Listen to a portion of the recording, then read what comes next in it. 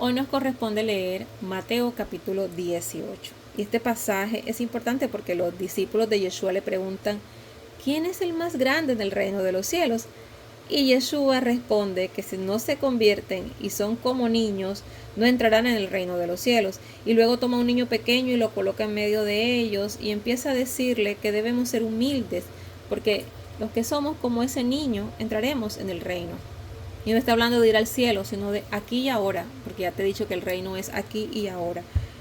Para los hebreos la humildad era una virtud bastante importante, pero la idea de que uno debe hacerse como un niño está subrayando la necesidad de una fe que es simple, dependiente, pura de Dios. ¿Por qué? Porque los niños son así, dependen 100% de los niños. Y los niños en esa cultura hebrea estaban representando la inocencia, la capacidad de aprender sin preconceptos que hay en la mente, lo que es clave para entender el reino de Dios. Entonces Yeshua pone su énfasis en que la grandeza no está en el poder ni en el estatus, sino en la humildad, ¿verdad? Esto es bien importante, la humildad, la sencillez ante nuestro Padre. Y hay algo aquí que desde la óptica hebrea es muy claro, y es el tema de los ángeles. Es importante porque nosotros hemos satanizado, por así decirlo, el que los ángeles estén al servicio nuestro. Y si bien es cierto, nosotros no adoramos ángeles, si bien es cierto, nosotros no invocamos ángeles, los ángeles, como dice el Salmo 91, están al servicio de nosotros. El Padre los ha puesto ahí. Entonces Yeshua está resaltando la importancia de los niños en el reino de Dios. Y en este concepto, esto podría haberse visto como una inversión de las expectativas sociales. ¿Por qué? Porque ya los niños eran considerados como los más bajos en la jerarquía social. Por eso Yeshua utiliza un niño y le da ese estatus, ¿verdad?, en su reino. Ahora, en los versos del 6 al 9, ya aquí, Yeshua advierte que cualquiera que haga tropezar a uno de esos pequeños que cree en él, sería mejor que se colgara una piedra de molino al cuello y se arrojara al mar. Entonces, además también él está hablando sobre la gravedad del pecado y la necesidad de cortarse ciertas partes que causan tropiezo, como si fueran las extremidades las que llevan a la perdición, pero sabemos que esto es una metáfora.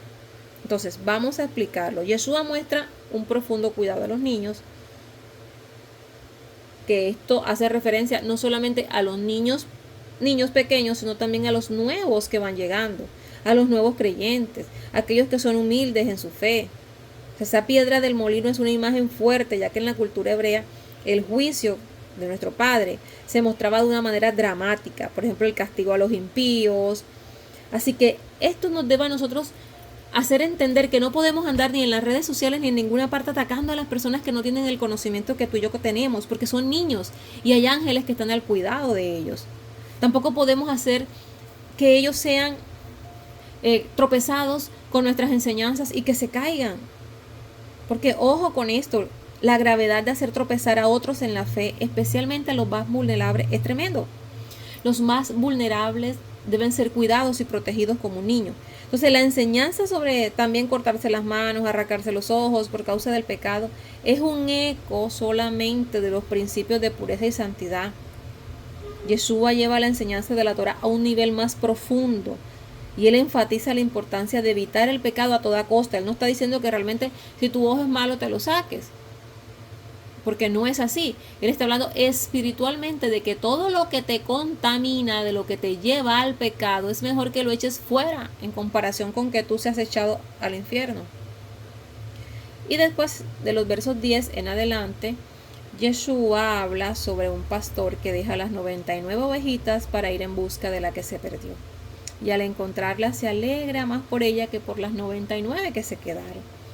Habla de la misericordia grande del Padre, ¿verdad? Porque la figura del pastor tiene un gran simbolismo, ya que el líder de Israel a menudo es llamado pastor en las Escrituras. Entonces debe cuidar a las ovejas de su pueblo, como dice Ezequiel 34. Esa parábola refleja no solamente la preocupación, sino también la misericordia de nuestro Padre hacia los pecadores, hacia las personas que están perdidas. En el Taná, todo esto, el Taná, lo que tú llamas como el Antiguo Testamento, todo esto que está acá, Israel había experimentado la dispersión. Hasta hoy estamos dispersos, pero el Padre ha prometido reunir a su pueblo en Isaías 40. Entonces Yeshua está conectando esta imagen de la restauración con su propio ministerio, porque él vino a buscar las ovejas que se habían perdido. Y además de esto nos resalta el valor de cada alma, cada persona, incluso la que tú creas que está perdida o apartada, tiene un valor incalculable para nuestro Padre. Y eso debe serlo también para ti. Esas personas que están afuera, no las desprecies, no las menosprecies como cuando ya tienes el poder de juzgar y de ajusticiar y de decir que ya están perdidos. Yo definitivamente me molesto mucho cuando escucho a madres decir: es que ya mi hijo está perdido porque el hijo es homosexual o porque el hijo cometió un pecado o está en la cárcel. No está perdido. Mientras hay vida hay esperanza. Y Yeshua nos enseñó que incluso cuando la persona parece estar perdida o apartada, tiene un valor especial para nuestro Padre. Esto nos refleja la profunda relación de amor que Dios tiene para su pueblo, que lo mostró en Yeshua. Y en los versículos ya del 15 en adelante hasta el versículo 20, este capítulo es bastante larguito. Yeshua nos enseña cómo tratar a un hermano que peca contra nosotros. Si la persona peca, debemos confrontarlo en privado. La gente está acostumbrada a difundir el chisme, a regar lo que está pasando, y realmente nosotros estamos llamados a la privacidad, a confrontar en privado. Y si esa persona no escucha, entonces, como dice la Torá, llevar 2 testigos. Y si no escucha, se debe llevar a un asunto mayor. Y si se niega a escuchar a la comunidad, debe ser tratado ya como un gentil y publicano, porque ya agotaste todos los recursos, ¿verdad? ¿Por qué? Porque donde están 2 o más reunidos en su nombre, ahí en el medio de ellos está Jehová, está Yeshua. Entonces debemos tener eso siempre claro. Ahora, ¿qué pasa con esto? La disciplina debe ser siempre comunitaria. Y esta enseñanza está conectada profundamente con el concepto de justicia de la Torá. ¿Por qué? Porque la Torá dice procedimientos que son establecidos para resolver todo esto. De Deuteronomio capítulo 19, por ejemplo, está. Entonces Yeshua recalca la importancia de la restauración y la reconciliación que debe haber dentro de nuestra comunidad, sea nuestra familia, nuestro grupo de estudio, nuestra iglesia. Entonces la idea de llevar este asunto ante la iglesia primeramente está errado. Debe haber un patrón de privacidad primero. No todo se lo puedes ir a contar a tu líder religioso. Y luego en comunidad, él está resaltando la unidad, la pureza dentro de la comunidad del pueblo de Dios. Y esta acción de restauración, de tratar al hermano como un gentil y publicano, lo que nos está diciendo es que debemos apartar a aquellos que han blasfemado ya, que no se arrepienten. Pero también nos enseña que al igual que con otros gentiles y publicanos, siempre hay una oportunidad para el restablecimiento de esa alma. Al final del versículo 21 ya al 35, la pregunta de Kefa: ¿cuántas veces yo debo perdonar a esa persona que ha pecado, que me ha injuriado, que me ha lastimado? ¿Verdad?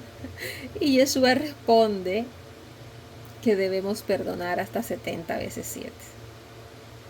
Tremendo, ¿verdad? Yeshua nos está mostrando con esta parábola un siervo que es perdonado y se le perdona una gran deuda, pero luego él no perdona a un compañero que le debía una cantidad menor.